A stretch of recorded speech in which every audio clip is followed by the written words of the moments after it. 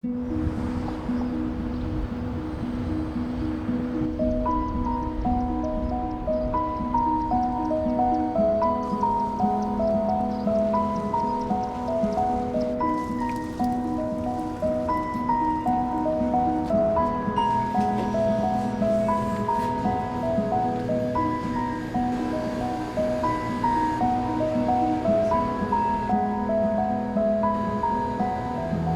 my name is Christy Robinson. I'm the general manager here at Porch Food Co-op in South Bend, Indiana.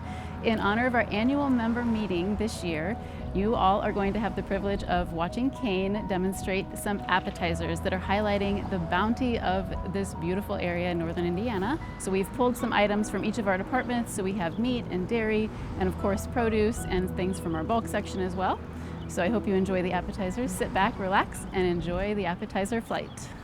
All right, so the first dish that we're gonna do for our finger foods is bacon wrapped asparagus. So we have local asparagus from Ridge Lane Farm, bacon from Jake's Country Meats out of Cassopolis. And all we're gonna do is we're gonna take our asparagus spears, still raw, we haven't cooked them yet or steamed them or anything.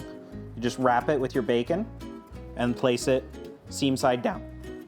And the best way that you can do this, I've found, is if you take your bacon, you shear it in half so you have these long, thin strips, which makes it so that way your bacon is a lot more useful. Once we have these guys wrapped, we're gonna place them in our 400-degree oven for about 10 minutes, and then we're gonna take them out, flip them, place it in for another 10 minutes. While our asparagus is in the oven, we're gonna make a maple mustard drizzle out of local mustard and maple syrup. I use a fat tablespoon of mustard. That's really all you need. You use more than that and it's probably gonna be a little too mustardy. And as for the maple, I do a 2-to-1 ratio. And then we're just gonna whisk it together. And now that it's all homogeneous, we're good to go. So now that it's been about 10 minutes, we're gonna take our bacon out and flip it. And now it just goes back in the oven for another 10 minutes. So it's been 10 minutes, we're good to take the bacon out of the oven.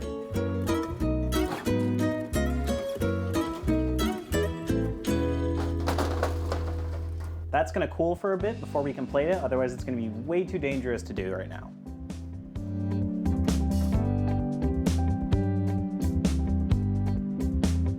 And now all we're gonna do is drizzle the sauce that we made before, our mustard and maple, over top. And we're all done. You have an amazing side dish or appetizer or party finger food. We're gonna make some black olive tapenade. So the first thing we're gonna do is we're gonna take our black olives. Today I'm using 2 different kinds. I've got black pitted medium ripe olives, and I've also got Kalamata olives. Together, they're gonna make a really nice, good, well-rounded base. So first thing we're gonna do is we're gonna drain our olives.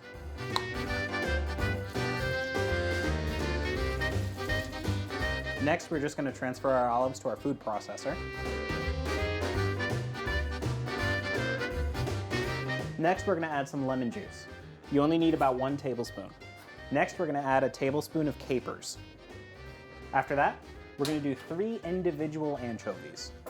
You wanna be very careful about the amount of anchovies you use because it's a very overpowering flavor.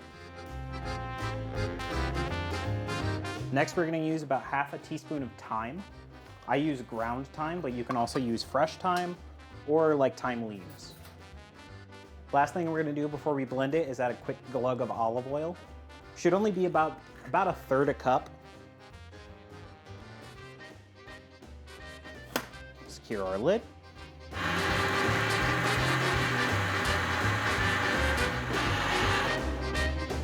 Once we're at a good smooth consistency, we can go ahead and transport this to your serving bowl. Now that we have our tapenade in our bowl, we're gonna have crackers and some thick cucumber slices to serve with.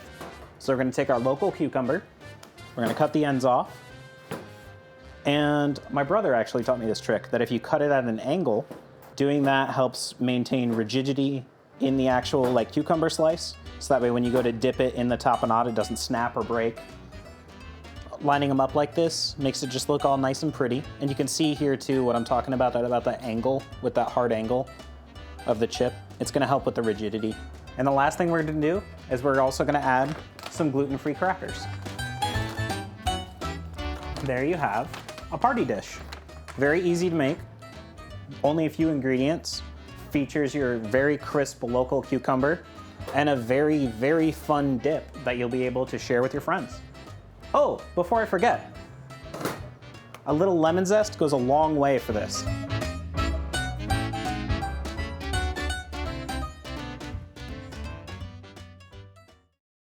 So now we're gonna be taking a staple deli dish and turning it into something really special today.